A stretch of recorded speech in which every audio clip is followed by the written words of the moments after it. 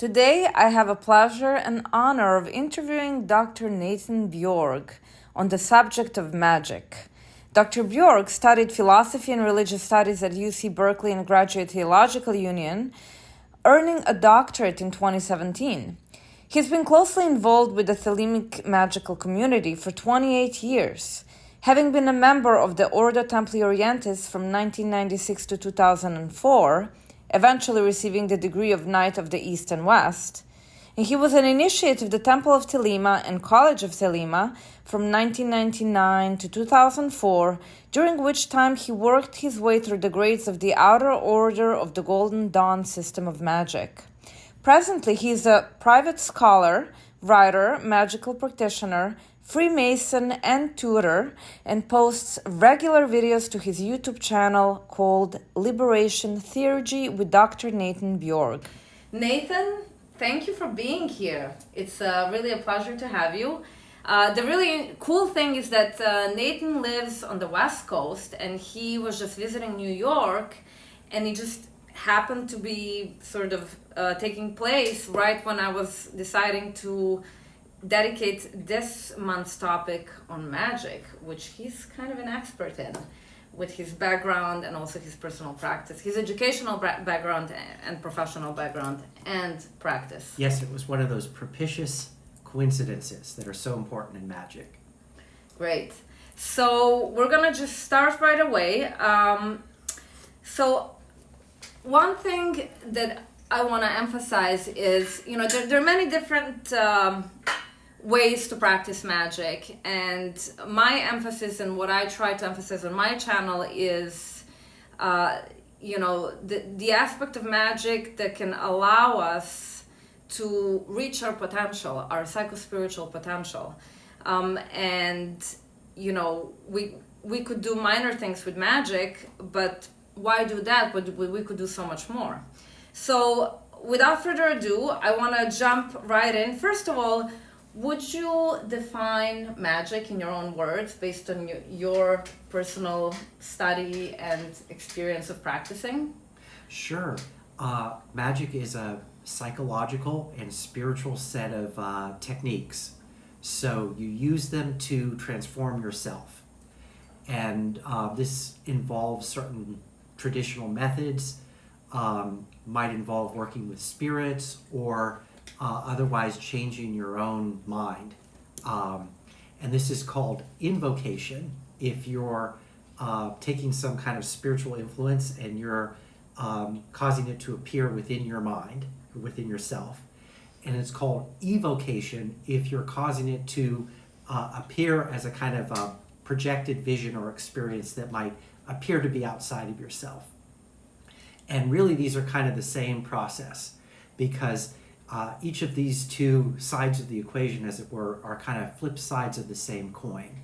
You're really having the same experience, but you're just looking at it from a different direction. So magic is about causing these types of phenomena to happen. Great. So, and also there is this interesting concept that most of us, or those who are not initiated or clued into these ancient spiritual traditions, for us, it seems like the world, there is the internal world in here, and then there is the external world out there, and there is a definite kind of separation. But in the context of magic, there's actually a little bit more going on there. Yeah. There's a kind of if you think of the universe as like a big ocean, and there's stuff that's in the ocean, but it's all within this kind of fluid magical medium, and so you can everything can communicate and interact with each other. And so a lot of what magic is about dissolving the boundary of what you might think on an everyday level as yourself, and then you can become bigger as a result of that. So all of these techniques are to discover that you're bigger than you think that you are. And essentially that our nature is no different than divinity. That's right. And so that's the ultimate discovery of magic, is to invoke your own divinity, to discover that, as it were, we're the gods that we're worshiping and looking for. but in the big picture sense, not in like a narrow sense that would be too limited. So you're trying to expand yourself and your potential. So there is something juicy that I want to talk about for a second. There is a wonderful author and a translator and a practitioner whose name is Stephen Skinner. He translated a lot of grimoires, and he really made a huge contribution for the magicians at present and going forward in the future. And there is something interesting about him, whereas he claims that magic is really all about bringing some result, or it's kind of like means to an end, to give us something that we want on a kind of material plane. And he kind of claims, which I disagree with, respectfully, he claims that, magic isn't really about psychological evolution or about like spiritual kind of development, that it's really more kind of straightforward, and it has just a very practical kind of, how do I say, like just kind of a more superficial purpose. Sure. This is what the British magician Aleister Crowley sometimes refers to as magic to bewitch your neighbor's cow. And this is typical of the literature of what are called, you just mentioned the word grimoire. Mm-hmm. And that's a word that comes, it just means like a grammar, like it's like a cookbook of different kind of spells and stuff. And that's a certain type of magical literature. But there's also more philosophically oriented magical texts and traditions. And these two parts of the tradition actually go together, but it's very common for the more practical parts of magic to predominate, and people forget about the more philosophical or spiritual aspect of it. But really these two things are traditionally meant to go together. And one way to understand that is to go back to the ancient Greeks and Romans in ancient times. And they all knew about and practiced magic, as in fact all human societies know about and practice magic. In fact, even secular, modern, seemingly non-religious or spiritual societies that exist today still practice magic, and everybody does it. Mm-hmm. It's something that all human beings have as a power that they can do. And so there's a distinction. I'm going to use two Greek words here. So if you're trying to just bewitch your neighbor's cow, or maybe get some money or seduce somebody, and you're using spells for that, that's what the Greeks call thaumaturgy. Now, in contrast to that, there's another kind of more philosophical magic. You might call it high magic or transcendental magic. And this is called theurgy. And this is defined as magic that so alters or energizes the soul that it achieves union with the divine.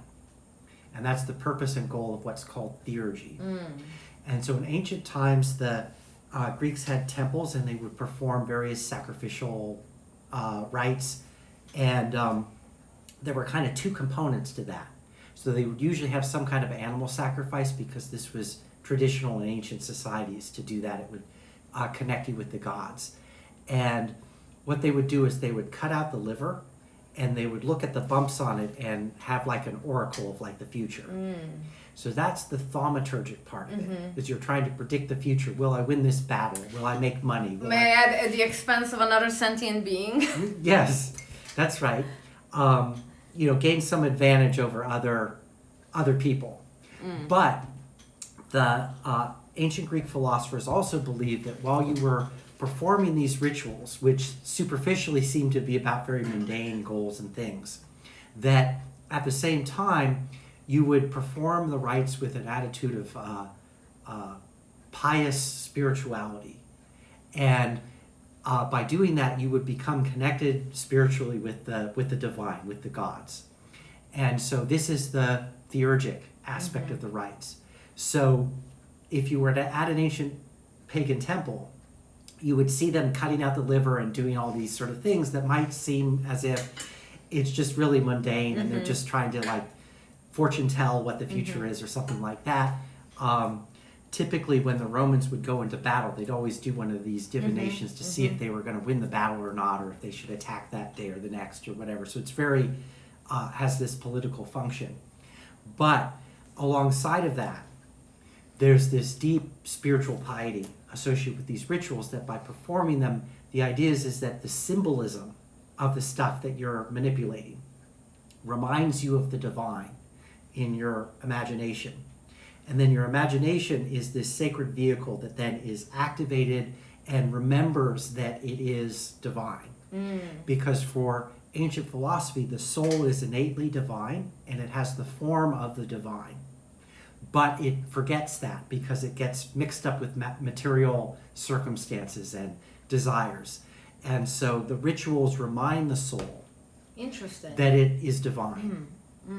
If you have the right attitude. Right, and that's what the magician is supposed to cultivate. That's a really big distinction. Also, I wanted to ask you a question came up in my mind as you were talking, that of alchemy. And of course, alchemy is like a very specific thing. It's about transmutation of the kind of gross level, unrefined, into the enlightened potential, or whatever, lead into gold, whatever symbols you want to use. But it seems to me like alchemy is something that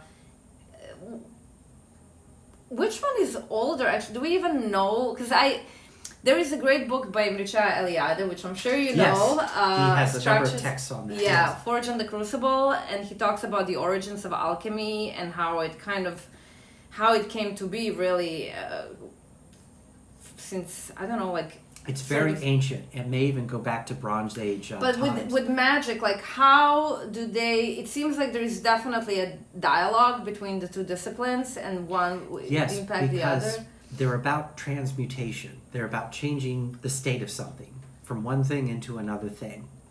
And trying to understand so it is a kind of science. You could say that and in fact, magic and science have traditionally been understood as actually being the same thing. And it's only in more recent modern times that it has apparently seemed as if these were separate. But it could be argued that they've never really been separate from each other. And that science is magic and magic is science. Or the same could be said of art. That art is magic and magic is art. Right. Or both. Magic is both, because it has both elements. Art. Yes. Well, also the cool thing is that, we think of art as being, It's about creative transmutation. You change like you have a lump of clay and you turn it into a sculpture. But it's also two sides of the brain, because, science is about things that are like rational, and then the art art has to do with creativity and intuition, and it's very interesting.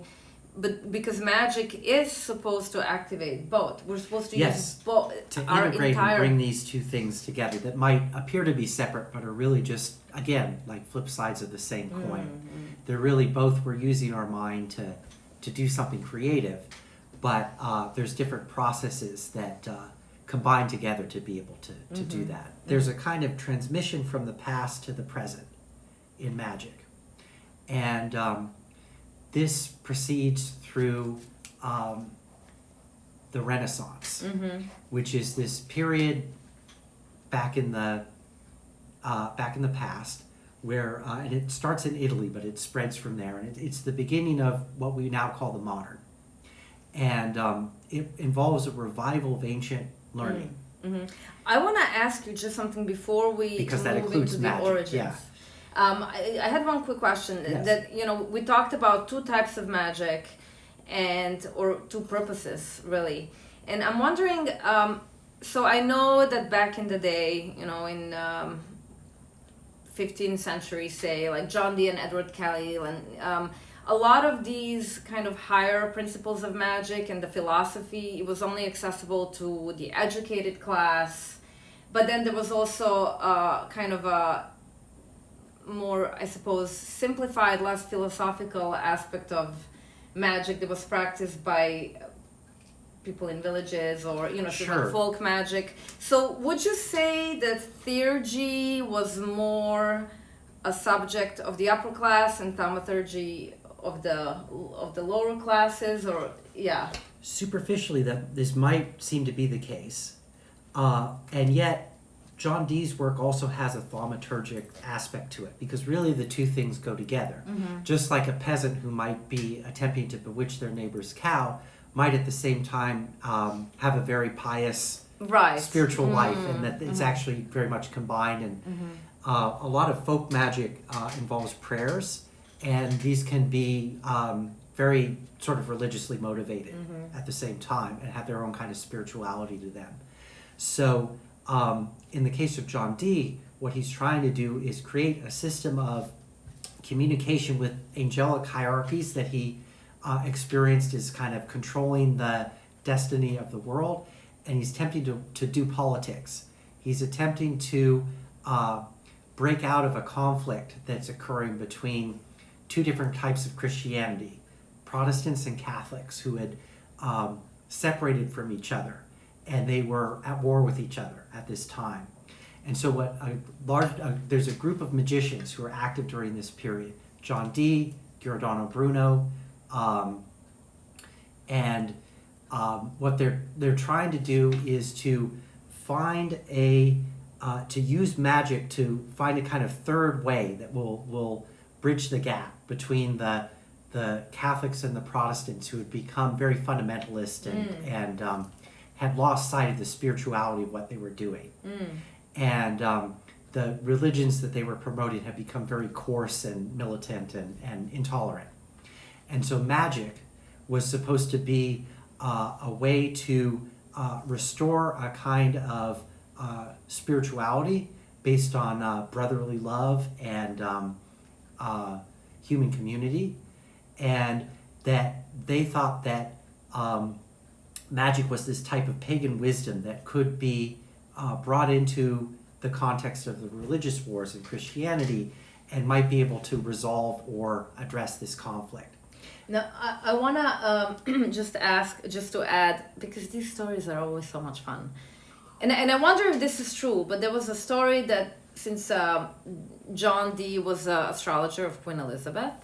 Yes, he was. And the court astrologer.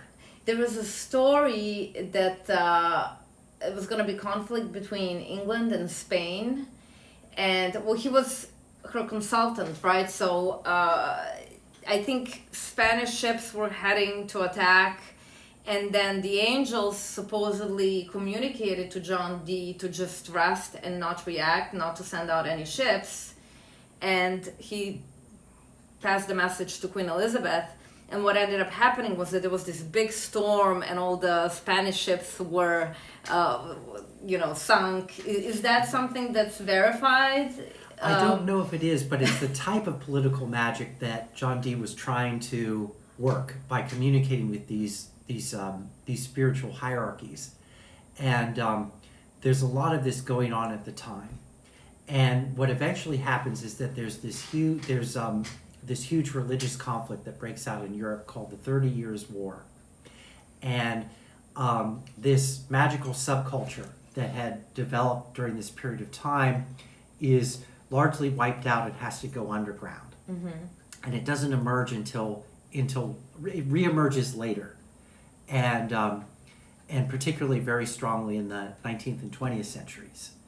And so there's a period of several revivals of magic. And it's always trying to articulate like a new kind of spirituality that can resolve whatever the tensions or problems are that are going on at that time. Another example of political occultism we find with the Nazis. Yes, they were interested in it, but the problem is with their approach is that it's too particularized. It doesn't have a universal enough perspective. So the true magical teachings are supposed to involve recognizing the divinity that all human beings have. And as Hitler put it, anything that isn't race is trash. And that's too narrow a viewpoint. Of course, yes. And so for that reason, they fell into what might be called sorcery or black magic, in the sense of misappropriating this potential that we all have to do magic and to try to turn it to exclusively selfish aims, whether that's personal or political in a collective sense. Yeah, and also big emphasis that I always try to make is that when we fixate, actually anything that we do in life, if we're just working for our own good, and this is like imprinted to me by my Tibetan Buddhist training, which is very all about altruism, anything that we just do for our own sake can become kind of, it can lead to our demise because it strengthens ego grasping. Whereas anything that's done to include the benefit of others is automatically an antidote to ego grasping, and therefore necessarily leads to loosening of the ego grasping, and because ego grasping is what keeps us kind of stuck. But as we let that go, as we let go of the personal will, and we tap more into the divine will, then we're kind of ascending. If we use the Tree of Life as a map of consciousness and reality and whatnot, we kind of, that's what it takes to get into Tiferet, which is in the middle of the Tree of Life, which is the domain of sort of, that's the place of balance where you're in between the above and below, and you can be, as a human person, kind of the mediator between that. Like they say in the Chinese traditions, I think specifically Sun Tzu is the one who says this originally, that the sage forms a triad between heaven and earth. And so you're mediating between, the divine and human realms, and the magician is able to accomplish that communication that might has otherwise been broken. Or in psychological terms, that we've lost communication with our unconscious. And so like for Jung, the self with a capital S, the big self, the self archetype describes the psyche, or the self in its totality. So because we're divided mentally into a conscious and unconscious halves of our mind, we've lost communication with our whole self. And so Magick is able to get us back into communication with our unconscious, and then it reunites the self. And then we form a triad with heaven and earth, to use the Chinese metaphor for that, the symbolism of that. I like that you brought the Chinese. Another very magical culture. And this is another thing that's important about Magick, which is that it allows you to be in kind of cooperative communication with and learn about these diverse cultures, all of which, I mentioned earlier that all human cultures practice magic. So it's an opportunity to, in a non-appropriative way, to learn about all this other material. And that was where the Nazis went wrong, because they thought that the Jewish tradition was bad, whereas in fact that's a tradition that has a very rich magical heritage. Yes. And if you miss that part of the puzzle, you're not going to be able to have a full have a full map of what you're. The Kabbalistic system is incredible. The whole map of the tree, and also there is another little mystery that I sort of want to touch on. Kether is in Malkuth. And that sort of signifies that the sacred can and is often found in the profane. That actually there, and even yin yang gives us that sort of idea too. Yes. Nothing is black and white. There is no such thing. So there is always sort of mixtures of things, and we can extract. It's like the philosopher's stone is in the sewer of our being. So we have to dive. And this You is have something. to visit the interior of the earth, and through rectification find the hidden stone. Yeah. And there's a Latin phrase that I don't remember, and Yeah. you can look it up. It's actually on the art card of Aleister Crowley's Thothdak. Yes, the abbreviation is vitriol, which is a Latin expression that, again, you'll have to look up on the internet. But that's what it means in English, if we were to translate it. But also in the context of Catharis and Malkuth, we are in Malkuth. Malkuth represents on the Tree of Life the material sort of physical reality, and we're striving to go to the Kether, to oneness, to the kind of our ultimate nature where it all originated. But then when you get there, you discover that in a sense you've returned to where you started. Right. But from a different perspective. Right. That's more of the perspective Well, it's a hero's of the whole. journey. Yes. You start, and that's actually full. You start with a full, and then you kind of make full circle, and you go back, and because full is both a beginner and like a Tao master. Yes. Right? So it's kind of like an interesting thing. And of course, the tarot trumps begin with the Fool and they end with the world or the universe, and it forms a wheel as you go around it. And then it starts with the Fool again. That's right. For another circle around the sun. So I was gonna say that we as embodied individuals reside in Malkuth, or actually, one of my friends says that we're actually outside of Malkuth, that we're in Malkuth when we're in divine communion. But that's like an interesting detail. But what I meant to say is that even when we're in Malkuth, we can practice through magic. We can get in touch with that with the sacred that is kind of embedded in this very tangible world. So, just to your point about there being still a slight separation between Malkuth. Malkuth is sort of like the physical world spiritualized. So the physical world is Malkuth, but it also has this. So, for example, in the Jewish tradition, Malkuth properly is the Garden of Eden. But the Garden of Eden, there's been some kind of fall or separation or disruption but if we could have the right spiritual perspective, we would be able to see that the world that we live in is and always has been Eden.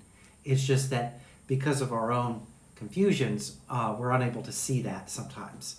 And so the idea is to achieve a kind of restoration. The Hebrew word is tikkun, where you kind of reform the broken world, and then you discover that you're back in the Garden of Eden.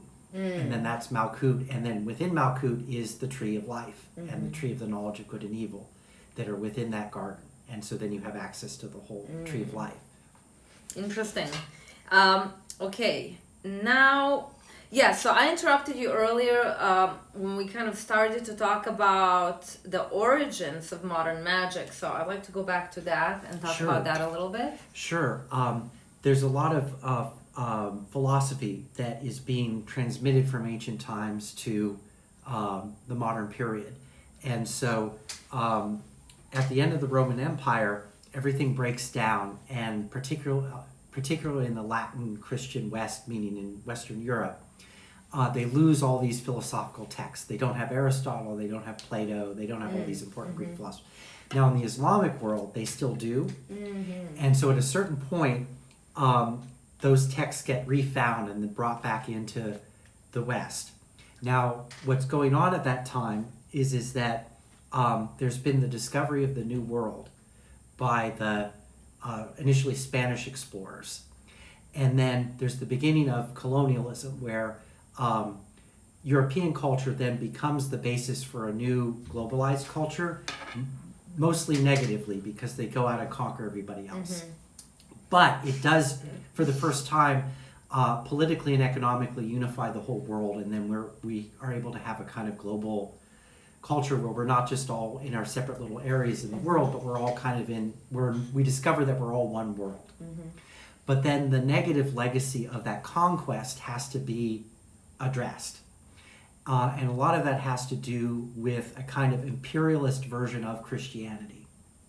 And so what's so important about the magical tradition is that it represents already in early modernity a critical attitude towards that bad kind of Christian empire building, that kind of fundamentalist, conquest-based version of we have the truth with a capital T and we're going to subjugate everybody else and make us obey them.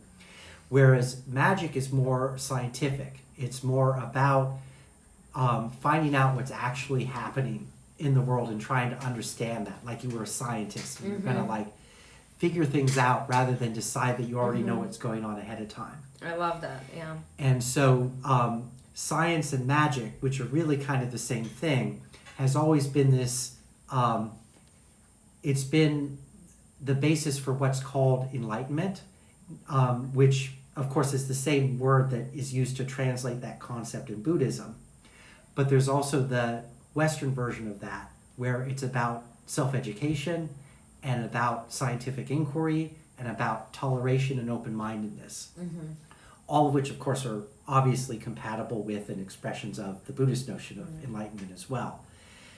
When we discover the big mind, as it were, to use the Zen terminology, these are all attributes that we can then cultivate and be open to, rather than just being in the needy ego that I mean, also I want to mention, control. right, in the context of like the scientific element of magic is even alchemy, the way that developed, it was an attempt for people to understand and conquer nature.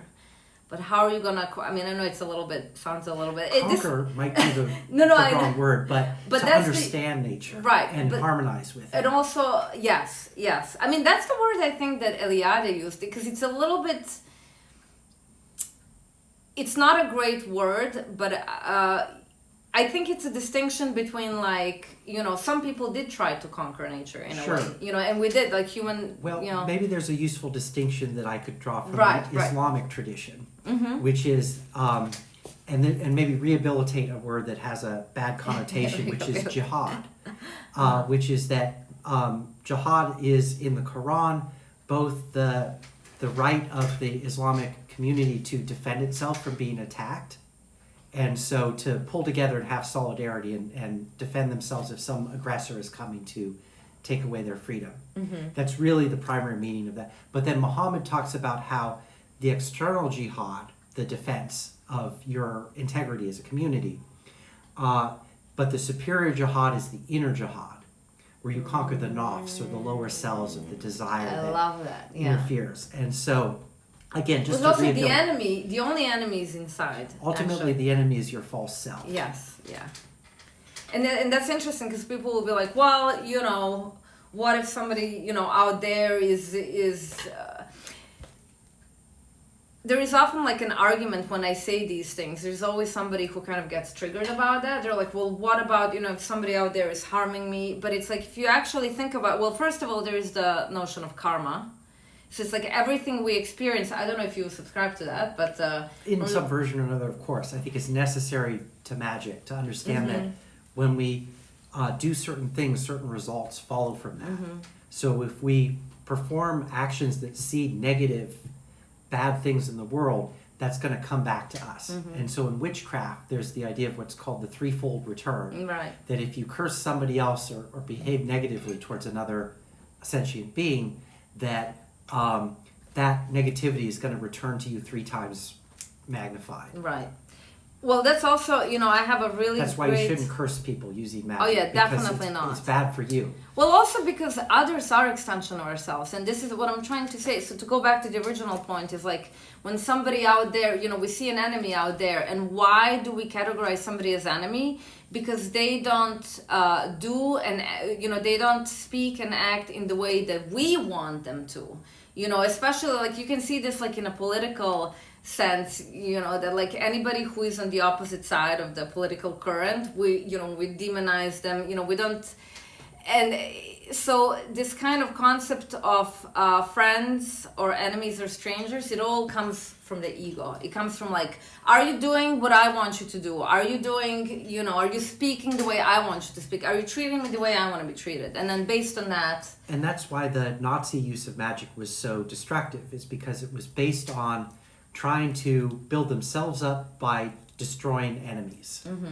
And so it's all negative. It's all directed at making some other that's the negative that your self-identity is then defined in terms of.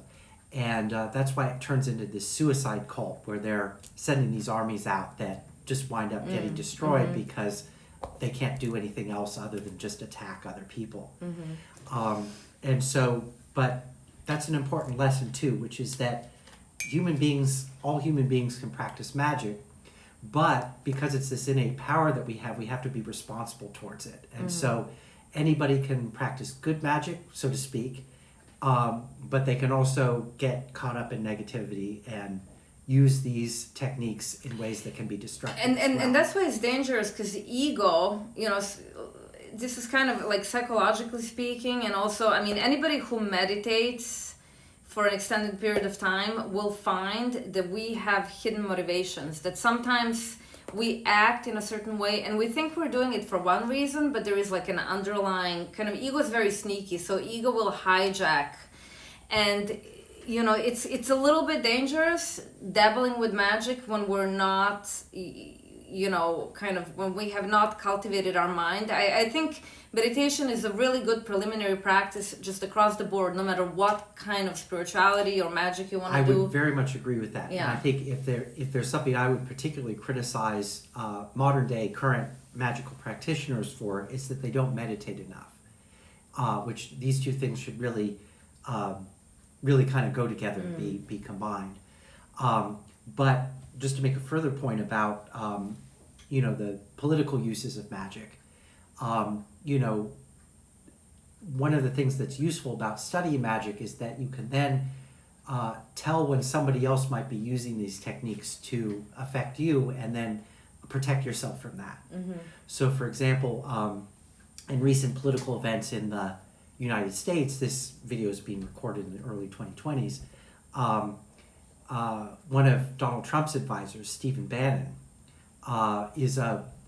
likes to read magical stuff and fancies himself to be a magician. Oh, interesting. But it's all about, yes, he's a magician. But for him, it's all about propaganda.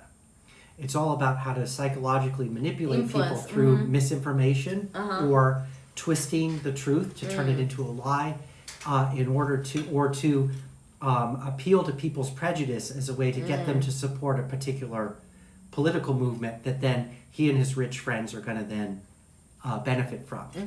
And so the type of propaganda that is associated with certain types of political movements, like one's going on right now when we're recording this, has a magical aspect to it. And so if you can become aware of that, you can also ward and protect yourself from that and recognize it for what it is and not be tricked or caught up in it. I mean, it's good to be... We have neurolinguistic programming, which I studied extensively, and it's kind of amazing. I mean, they use it in politics, they use it in advertising. It's actually everywhere. But also, the more you're aware of yourself, the more you understand your own mind, which comes from meditation, the less likely you're to kind of fall for things like that. I can say that with certainty, because there is a certain kind of intelligence that gets unlocked through the practice of meditation. And if you understand yourself, then you're not going to be able to, if somebody else comes along and says, this is who you are, and it's a false message, but if you know who you really are, you're not going to be tricked by that. Also, you can see, first of all, in meditation, you start to see through your own bullshit. We're all so full of it.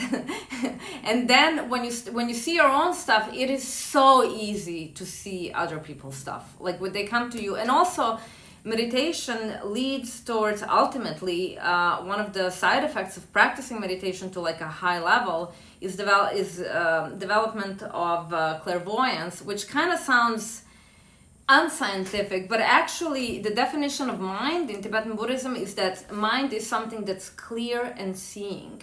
So it's actually the very thing that defines mind is the capacity to see through things. And that's one thing I noticed by practicing meditation, is that I'm able to see myself and see others, like see things that are not obvious for most people, for example, but it's like because of the practice of meditation, things just become obvious to you. You cannot not see it. It's kind of hard to explain. I think it's something that can be experienced. That's one of the primary magical powers that you develop, which is a kind of enlightenment or illumination. Right. Where you come to know yourself and through that knowledge be able to understand and therefore appreciate and respect others as well. And you can also, the really cool part about that is you can kind of see the minds of others. You can sort of, and then you know how to behave in a way to help people, to kind of stir them in the right direction. And this is kind of skillful means. And there was another thing that I wanted to mention that now slipped my mind. There's a really cool story. This comes from the Tibetan Buddhist tradition. Magick do you know who this is? She's with Chode, right? Yeah, 11th century yogini. And there is a really cool story that kind of, describes this idea of, ego grasping and how ego is transcending the ego is what makes us masters of the universe, literally. So like in the story, she was meditating, and these stories are very kind of flowery and elaborated, but they're supposed to kind of illustrate a point. So she was meditating, and in her meditation, and by the way, she was nude. I don't know why she was nude, but I think that's an interesting detail.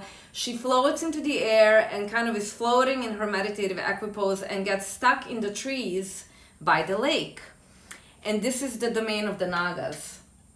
So the Nagas get perturbed, that's the word, right? Disturbed. Yes. That somebody's there, and the Naga with the Naga king with the armies, they start sort of heading towards her to destroy her. And she sees them, and she just offers her body. And because she didn't have ego in a sense, small ego, it's a little bit tricky because in psychology, ego is just a sense of self. But in a spiritual context, when we talk about annihilating the ego, we talk about the small personal ego, right? So because she transcended that, she didn't have ego grasping. And because she didn't have that, they didn't have anything to attack. So when they sort of realized who she was, they bowed down to her and offered their allegiance to her. And I think that's a really cool story. Anyway, just wanted to throw that in there. Yes. All right, that we actually become, that the enemy is always the ego, and that we become, we reach our potential by shedding the ego. So that's, when we do magic that helps us shed ego grasping, that we're basically getting closer to our potential, versus when we do magic to kind of satisfy our sort of base selfish needs, especially at the expense of others, that increases our ego grasping and that leads to brings us back to the distinction that we started this with, which is the distinction between Thaumaturgy and Theurgy, or success magic and high magic, low magic or high magic, black magic or the transcendental magic. And I also want to mention, you actually mentioned this already, that John Dee did both, and it's okay to do both, because sometimes it's okay, in my mind, it's okay to ask for a little help, to bring a little money in so you can balance your life, but the question is, like, what is the ultimate intention for doing results magic? It's like, if you rephrase it, and you can always do that, you can always rephrase. If you need money, you need more money in your life, you can do that. But then you can say, I want more money, not just, so that I can be more abundant and buy more crap, but that I can actually, have more, the luxury of time. Like, I can work less, and then I have luxury of time to work on myself and become enlightened and benefit others. And then you turn it into this, like, altruistic motivation. Thaumaturgy is just fine if it's for the benefit of all beings, which of course does include yourself. Right. That's the cool part, yes. But you've got to get the perspective right. Right. It's for the attitude. whole. Yeah. It's very important. If it's for just the little part, then it's not connected with the whole, and then it'll get out of balance. Now I want to get into my favorite aspect. Let's talk a little bit about spirits. Yes. And evocation, invocation. Tell us a little bit about that. Okay. Well, there's a specific technique where you have a circle around yourself that you draw on the ground, and that creates a kind of bounded space, and then you have a triangle that goes outside of that you draw, and then you evoke a spirit to appear in that. And usually this is done where you might have like some incense or something, and as the incense wafts up, it's like a kind of Rorschach, like a blot that you like see an image in. And so, and there's a number of different techniques for how to do this, but basically, if you're in the right mindset, you can kind of induce a hypnotic trance where you will be able to see and talk to different kinds of entities that you would then summon and interact with. And these could either deliver information to you or facilitate your spiritual awakening or they could also do things for you, get money, help you, get laid, or whatever it is that you're trying, whatever it is that the technique doesn't specify. Right. The technique is neutral. Anyone can do the technique and have something happen. It's just what's so important about magic is you're specifying your intention. Right. What's your will as you're approaching a particular operation. And that process of clarification, in a sense, is where the real work is going on. But there's these techniques to project and interact with what appear to be external beings that can, again, provide information or do work for you. In the ancient times, these were called daimons, not to be confused with demon, which is the kind of Christian corruption of that concept. In exoteric popular Christianity, demons are exclusively bad spirits. But in ancient Greek times, the word demon comes from, which is daimon, that just refers to any kind of spirit. And they were believed to be formed out, to have bodies that were formed out of water vapor. So the vaporous exhalations from that would appear in the air were viewed as these spiritual beings that would take on bodily form in that way, and that you could use magic to interact with them. And then they would perform certain functions. And the goal of magic in a theurgic sense was to interact with the spirits in such a way that you were doing something that was called demiurgy, and that just means God work. And the idea is that you would interact with the spirits in such a way as to give them work to do that would align with the divine governance of the cosmos, and bring elements of the world that were out of alignment back into alignment.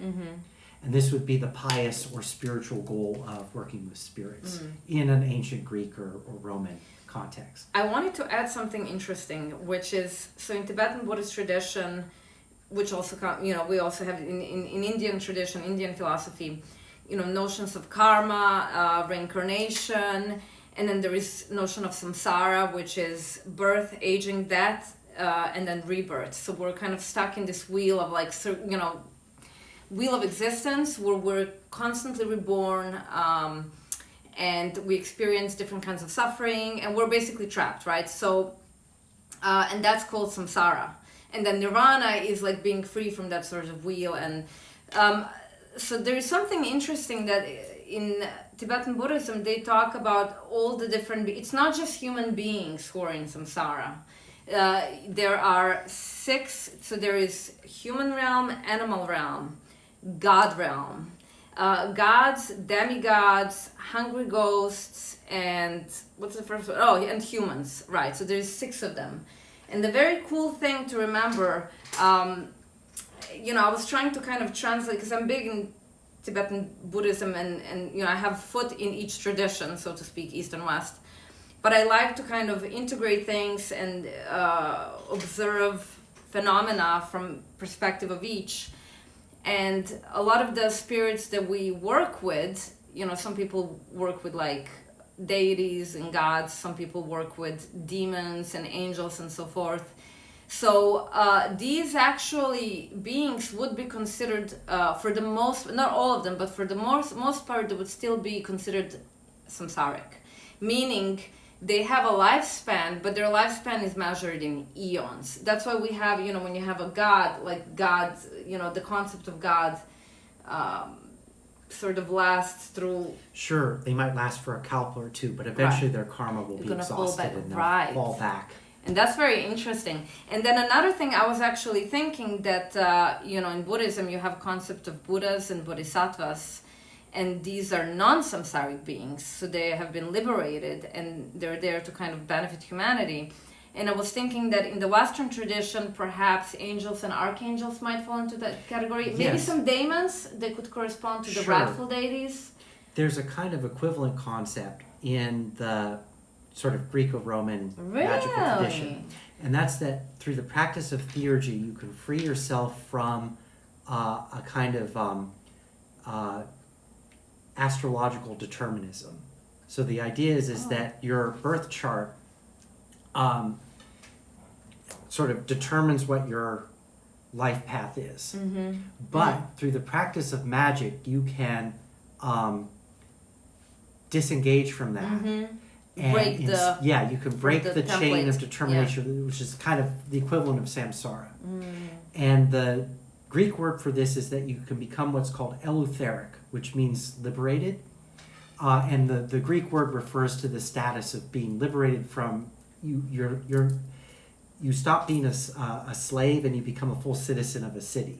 Oh wow, that's so cool. And so one of the epithets of Zeus is that he's Zeus Eleutheria. So he's the liberated and that means that he's free from cosmic determinism. And so he's free, as a divine being, he's free to choose and act. And so the ideal of the theurgist is to become like that. And then you can then practice demiurgy, meaning that when you're evoking spirits or working with spirits, it's as if you're the god that is then able to break free of the negative destiny that might be imposed on your circumstances, and instead choose better results or options that aren't just fatalistically determined.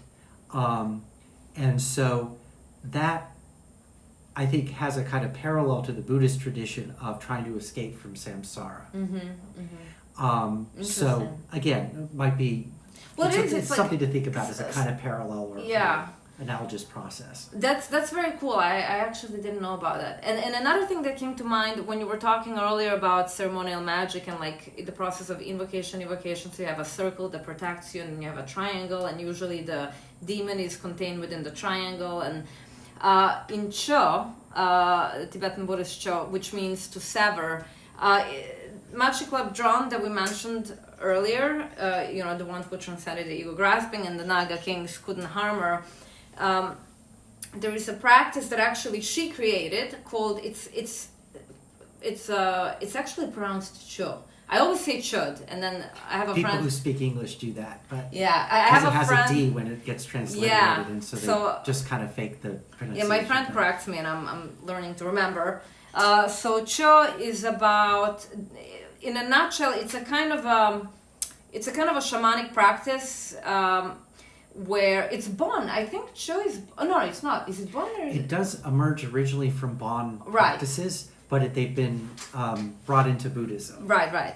So the process is you kind of take your body, you visualize yourself chopping your body into pieces, and you take a skull cup and you fill it with your body parts, and then you take kangling, which is a trumpet made from human thigh bone, the femur, and actually some versions of this have a cover, because it's like it kind of like straight, and then at the end there is like this kind of bulge that almost looks like testicles. It's very weird, but there are some versions of this trumpet that are actually, in addition to having an actual human bone, it's covered with the skin of the testicles from like the dead person, whatever. So it's pretty kind of out there.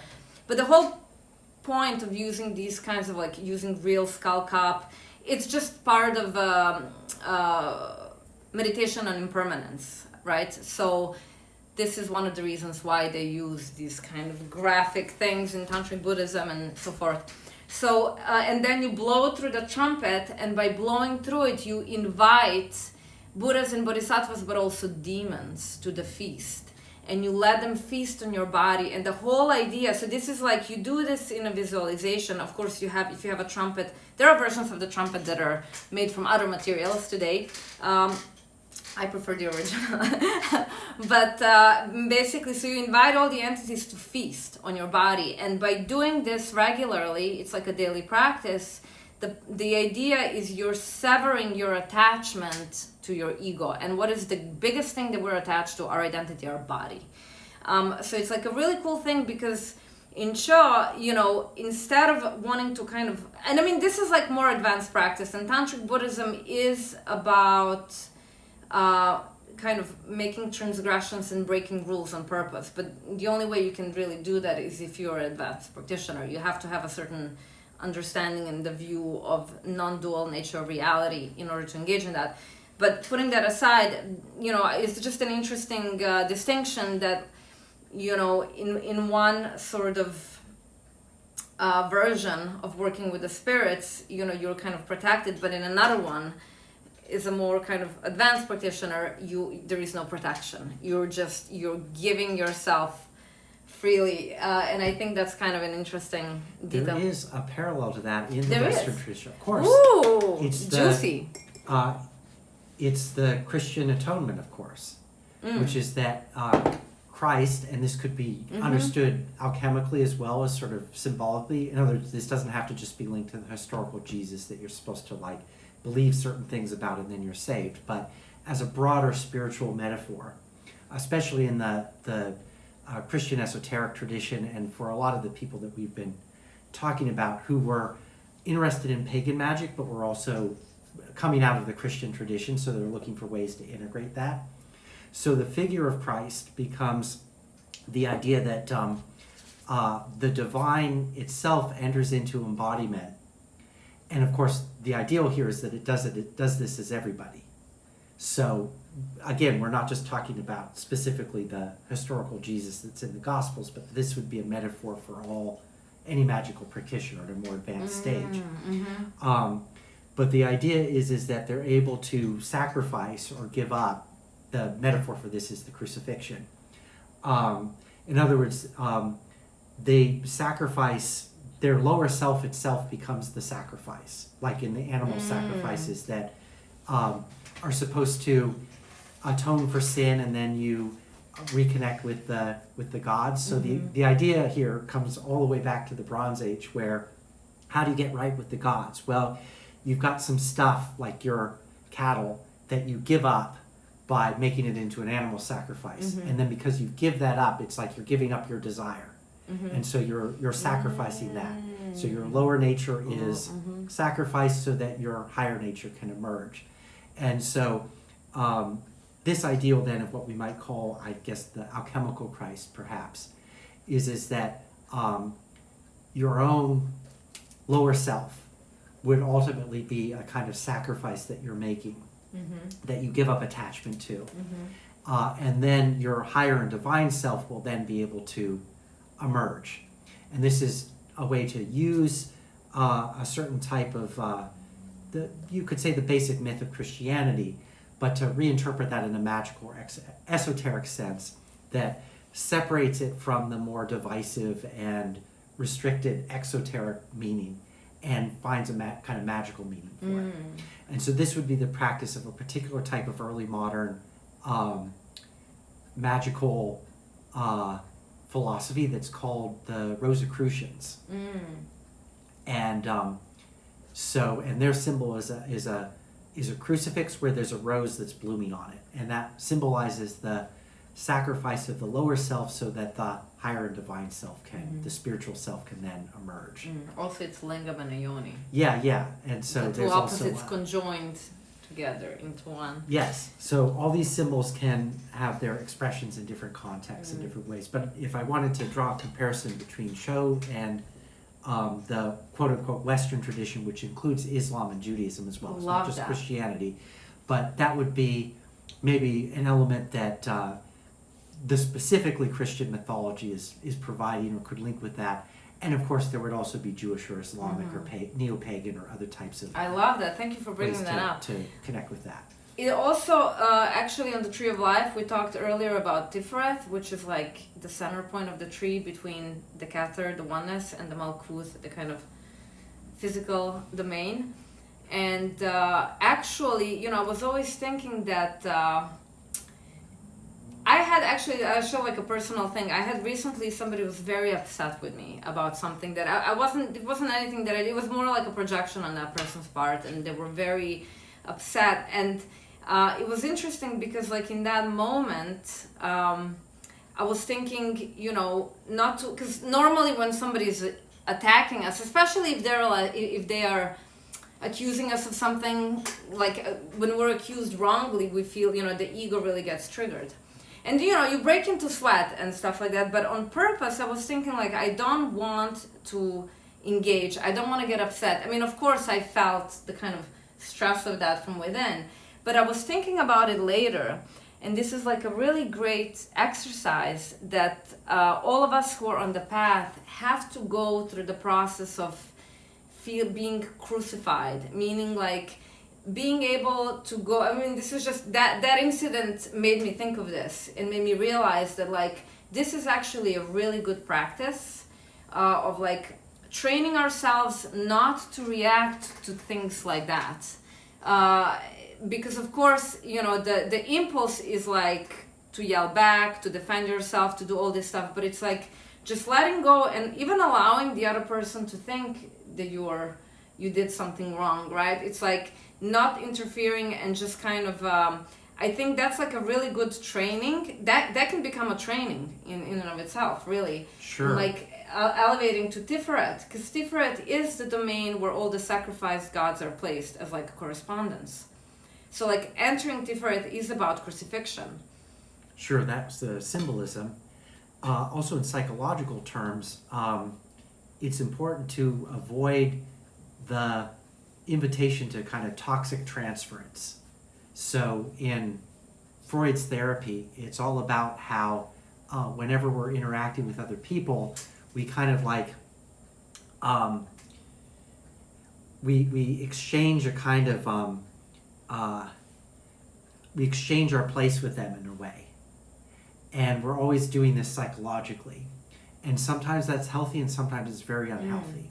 And so the sort of primordially unhealthy way that this occurs is what Freud calls the Oedipal complex, but it's about misdirected or abusive parental authority, particularly from the father in a patriarchal context. And so, and you know, about the trauma that we acquire as children because we're undergoing socialization, but our self boundaries aren't healthy and formed yet, and so we undergo all kinds of transference with people that is unhealthy, and then we continue that pattern of behavior as an adult. And so we have to disconnect ourselves from that. Yeah. So I'm glad you brought it up because what comes to mind is spiritual bypassing. Have you heard of that term? You can explain. So you basically mean what you were just talking about. Yeah, well, because so like what I was just saying is like if you spiritual bypassing would be when we use spiritual concepts to justify problematic behavior on our end to make it seem like it's spiritual virtue, but it actually comes from like neurosis or trauma or whatever. So the example, I was just gonna give you an example because sometimes it's if somebody is like a doormat and they're letting people kind of step on them and they don't say anything, and then they'll say, oh, but I'm just being compassionate, so I don't want to create conflict. And it's like, no, you're not being compassionate, you're being a doormat, and you're afraid to speak up because of maybe potential trauma. Yes, you have to have healthy boundaries. And in psychoanalytic terms, one of Freud's big discoveries is that, and this is a little bit counterintuitive, but it makes a lot of sense when you think about it. He discovered that the thing that was preventing people from healing and their trauma when they were in therapy is that they would enter into transference with the doctor, the person who was analyzing them. Right, projection. And they would project the idea that this person that is my teacher or my therapist or whatever, they know who I really am and they know how to heal me. And so I just have to obey them, and then they're going to tell me how to fix my problem. And Freud's discovery was that this was the thing that always prevented therapy from being successful. Because, and that's why it's so important for the person who's the therapist to refuse that transference. Because only the person being analyzed can solve their own problem. And they can only do that if they decide that they have to take responsibility for their own mind, for their own trauma. And the therapy is to help them to do that. And the therapy fails the moment they think that some outside authority is going to solve their problem for them. And there is another thing that And that's what transference is in the primary sense of therapy. There is another thing that I ran to when studying and reading up about transference and countertransference, that there is this concept that like we first have to project something out before we can realize it in ourselves, supposedly, right? So I think that would be a problem in the event that the person never withdraws the projection. Sure, and that's why you need the therapy in the first place to get to the point where you don't need therapy. And that's why you engage in spirit summonings, because really you're communicating with yourself, but first you have to project it as an external object. And then you can get in communication with yourself through that. But then you work with the transference in an intelligence way, and then you're able to achieve gnosis, to know yourself through that process. There is a thing that's kind of interesting, that's like a big kind of creates drama among the magicians, which is, I always find it so funny that people get very like upset about things like this. There was this, there are arguments about, some people claim that spirits are purely psychological and a projection of the mind. Some people say, no, they're definitely objective and they're not psychological. My view is that they're both. Because there is no separation between inside and outside. It's kind of an illusion. And I find, in my own work with with angels, and it's like my favorite work is to work with the kind of archangels, is that any information that I received about the nature of the angel, it would be kind of pointless to receive, information about another being that has nothing to do with me, right? Sure. It's just kind of like, it's just something that I can like put on my shelf, like an extra kind of ornament. But so it's kind of pointless. Like, why would you go around just collecting information about things that are irrelevant to you if you're doing work that's supposed to help you elevate, right? And then what I realized is that information that I received about that angel, which, by the way, all the people, the angels, or the phenomena, all the beings that we encounter kind of outside in an objective world, have a corresponding element in our psyche. There is part of me that corresponds to that angel. So when I received this information, I immediately understood more about myself. Do you know what I mean? And Sure. and that gave me a clue. I realized I was like, actually, this is all in out. It's all like Sure. Maybe another way to put this would be to say that spirits are objectively real, but the way that they're objectively real is subjective. Mm-hmm. Or you could flip that around. It's both. The other way, yeah, right? Yeah, it's a both. kind of both end. Now, what is genuinely distinct and different from you would be another human existence, which has a kind of uniqueness to it that is kind of in a different category than the spirits that you're usually interacting with. And so it is important to recognize that special distinction as well in magical philosophy. The spirits and human, like other human beings, how we relate to them. Is that what you're saying? Yes. That. So another way to put that would be that when you're from a theurgic point of view, when you're interacting with the spirits, they're the daimons that you're the god to. But there's that viewpoint is polytheistic. There's other gods, and those other gods are other human persons. And so that's why you shouldn't directly interfere with other people in a way that with spirits are partial beings. Oh, and so right, you right. can Yeah. interact with them rather freely. Yeah. Because they're projections of yourself, but objectified. Right. Whereas with other human beings, they have a kind of divine autonomy to them that has to be kind of respected in a particular way that doesn't apply in the same way to demons and angels. Well, there is another thing I want to bring up, which is kind of interesting.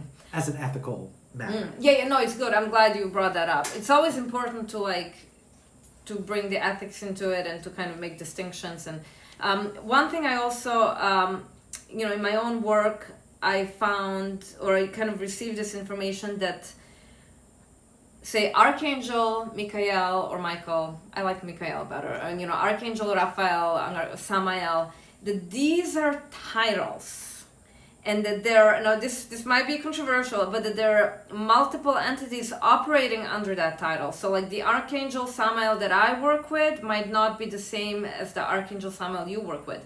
Now, what was interesting, I received this kind of information, and then I'm pretty sure that Aaron Leach, whom you know Aaron Leach, right? I don't know. Okay. So he's a big kind of person in the world of Enochian magic and Psychosomatic, and he wrote a bunch of books on Enochian system, Enochian language. But he said the same thing, and I was like, that's really and this is where you get some kind of information from your own work, and then somebody else comes up with the same sort of information, and you're like, okay, there is something happening here. There are a lot of very interesting ways to validate our work like that. And a way to look at that too is that although we're all uniquely divine existences as human people, that we exist within a shared world. And so we're co-creating a shared experience that is intersubjective at the same time. So there's subjectivity, objectivity, and intersubjectivity is another category in which these become mixed together, but they become mixed together communally. And so we all have our own unique experience, but it's also shared in a world with other people that is a common world. And so that's just another. It's just another level of description that of complexity that has to be part of that picture. I wanted to mention, to kind of back what you're saying is that also on the Tree of Life, right, which we discussed, and I mean most people on the channel I think are familiar with the Tree of Life. Some people may not be, and this is where the Tiferet is, which is the midpoint between Malkut, the physical domain, and Kether, the oneness. So this Tree of Life represents the kind of manifestation from the divine non-dual reality into like duality and Malkut.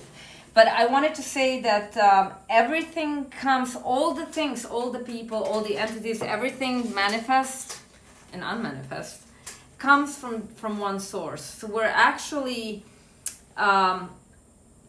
in this kind of while we're in the world of duality, we experience things as separate, but it's actually all ultimately springing from oneness, from one source, right? Sure. Well, ultimately there's a kind of common reality that all things are part of and in mediation with.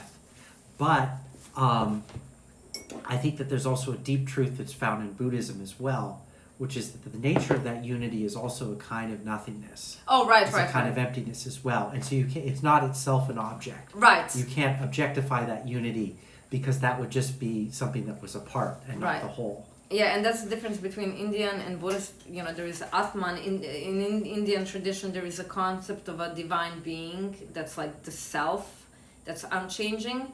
Buddhism goes away with that. There is no unchanging self. What's so interesting is that there's a similar distinction in the Western magical tradition as well, which is that the Western magical tradition derives originally in a Greek and Roman context from Platonism, which is more like Vedanta, which posits a kind of ultimate unity that's a metaphysical, substantive, abiding self, like the Atman. But by the time you get to more modern magical philosophy, particularly as represented by, say, Madame Blavatsky or Aleister Crowley, they're more influenced by a Buddhist notion of shunyata or emptiness as a way to characterize even Crowley. Yes, his concept of what he calls the Kabbalistic zero. Ah, okay. Which is, again, a kind of non-dual concept of wholeness or unity, what he calls the all, or identifies with Pan, the god of allness. But he characterizes that in kind of dynamically negative terms. And so he's trying to get away from Platonic dualism, because one of the problems with Platonism is that if you posit a kind of ultimate substantive unity, which is what Buddhism rejects, is the substantive abiding quality of the What unity. is substantive? I don't know. It means it abides the same as itself over time, that is not subject to dynamic change over time.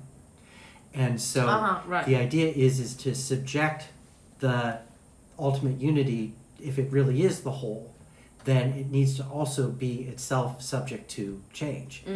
And so it has a kind of internal negative quality, meaning it becomes different things at different times. I always thought Nuit is a really good representation of the kind of, it's like nothingness, but it's not nothingness, it's actually kind of infinite potentiality. Yes, that's it. It's a potentiality that is dynamic. And again, the problem with Platonism is that if you posit a kind of substantive unity, then you find yourself kind of logically positing that in another supernatural world that's separate from this one. And you wind up with a kind of dualism. And that is, I think, ultimately philosophically a misapprehension. And that you're trying to get to a state where the kether, the top of the tree, represents a non-dual unity. Right. Well, then there is also their negative veils above which is a further kind of clarification of that idea. And so that's what Crowley calls the Kabbalistic zero, and has deep affinities philosophically with the Buddhist notion of shunyata, because when Crowley was reformatting his own philosophy of magic, he was doing that while he was a Buddhist practitioner. And so he's deeply influenced by that idea. And so is Blavatsky, who also considered herself primarily to be a kind of Mahayana Buddhist. I'm big anti-Blavatsky person. I'm just going to put that out there. Did you know that she's actually an anti-colonial activist? No, it doesn't matter. She's a fraud. I'm She sorry, was I'm a gonna. fraud. Yeah. She So when used, somebody's a fraud, she used stage magic to precipitate letters and stuff that she alleged was getting from. Do you know there is? I would love to read something, but it's on my phone. There was a guy who went through her things because she claimed that she went to Tibet and this. Okay. Anyway, I'm just. I got her book by Gary Lachman, and I was like. Because I wanted to learn more about her. I had a bias because when I she is a con artist, but she's like feels that she's doing this to like she's gonna rube the marks in order to like sell them on this philosophy that she does think is legitimate. And to she me, makes this very compromise that is ultimately a failure. She wanted to build herself up as some kind of persona. It's very ego based. Now that's not to say because she took from all the different traditions. And frankly, I haven't read any of her books because I refused after I heard that she did the fraudulent things. That's pretty like anyway. But I do know a little bit about Theosophy that like it kind of integrates different views. So from that perspective, if she's taken from different traditions, it's just probably something for people to. One thing that I think is interesting, whether it rescues her from disrepute is another question because she was a con artist. Right. Is that part of the reason that she created this mythology of the secret masters is that those characters were based on people that she actually knew in India, but she needed to conceal their actual identities because they were basically revolutionaries. They were engaged in the Indian independence movement as like secret agents. And in fact, Blavatsky herself is a kind of secret, anti-colonial secret agent. So she was, she created this kind of like to protect her spy network. She created this mythology of the secret masters that then she later came to regret because it took on its own life and then distracted people from the mystical philosophy that she felt was the reason why she needed to do this. And perhaps ultimately it was a mistake and a dead end and created a lot of mischief that she was responsible for. But that was why she felt that she However, she did, a lot of people through her did get to some other things. And I'm not saying, I don't want to like discount somebody. She was a fraud. It's never black or white. It's a mixed bag. So I'm sure there were some things. I'm not excusing her. I'm just explaining why she felt she needed to do that. And maybe made that mistake. Made that mistake. I mean, she was a human being. I'm sure she had positive qualities and negative qualities, and it's fine. And of course, by conning people, she was able to get a lot of money to support her activities. But she comes from like rich family. She was like a nobility. She was a member of the Russian lesser nobility, and she, especially when she was living in England, she had a lot of very wealthy patrons in the British nobility who basically had her living in these mansions. So, for better or worse. Okay. Is there, we're at like minute. That was a fast minute. We're at an hour and like 17 minutes. Sure, maybe we should wrap this up. Do you have any final questions? No, I actually wanted to ask you if you had anything that you want to add. Well, of course, you can talk about your YouTube channel. I'm going to put the link. He also creates courses and all kinds of things, so we'll put that in. Let me just mention that I have a YouTube channel called Liberation Theurgy, with Dr. Nathan Bjorge, because I have a PhD. And so please check out my YouTube channel, of which there is a link in the description below. So check that out. We have over 70 videos, and there's a bunch of stuff there that further elaborates on at least my point of view on a lot of this stuff. And you have Facebook, Instagram? Mostly I'm focused on the YouTube channel. I do have a Facebook page, but it's just for people that I know. So the way to interact with me... No, it's fine. Good to clarify that. The way to interact with me is through my YouTube channel. That's where I put the stuff up there. So how do people know, like, any schedule of upcoming courses and classes? Do you have a website? Well, I put the announcements mostly on the YouTube channel because Oh, I like okay. it's because I'm trying to there's all this stuff out on social media, and I find it useful to have kind of one platform that Okay. consolidates So if they rather than subscribe, spreads out. It's just a yeah. different approach. If to they try subscribe, they're gonna get it in the latest video. They That's can right. check for any news. I do try okay. to post weekly. Sometimes there might be several months where I'm not doing that, and that's usually because I'm teaching an online class, and then that material will eventually find its way up publicly. But I like to give the people who pay for it a chance to have access to it before I put it up. And then, did you have any final things you felt like, or pressing things you want to say about the subject before we wrap up, or? No, just that I think that, just to say that my agenda, if you want to say, is that I'm trying to bring more of a kind of philosophical basis to magic, which has a kind of popular pop culture kind of aspect to it, a kind of superstitious aspect to it. And my interest is in exploring and talking about the kind of serious philosophical basis for all of these popular ideas and notions. And so I'm trying to do that historically and in a rigorous way.